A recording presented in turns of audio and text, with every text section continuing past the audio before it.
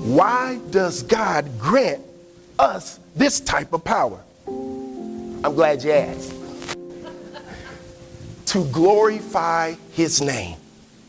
Paul writes in verse number 11 that for while we live, we are always being given up to death for Jesus' sake, that so that the life of Jesus may be made visible in our mortal flesh.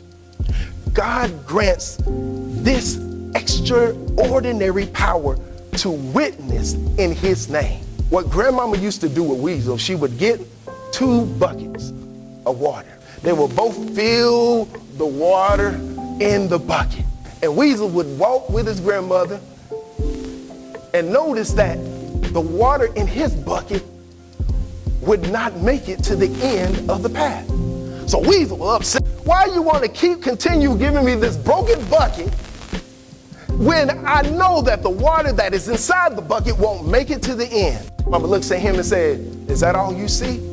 What do you see out in the fields? She said, look at your side. What do you see? I see some crops on my side. I see the green beans. I see the corn. I see a lot of things, tomatoes and everything else. She said, what do you see on my side? Grandmama, your don't look that well.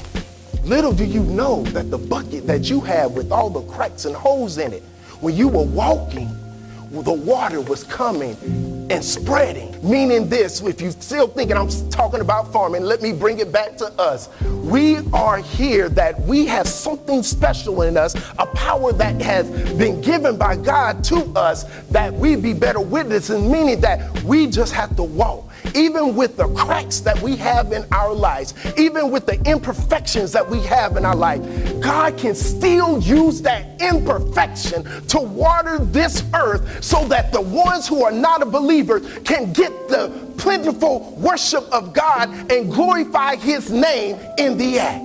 That's why we are given this power to glorify his name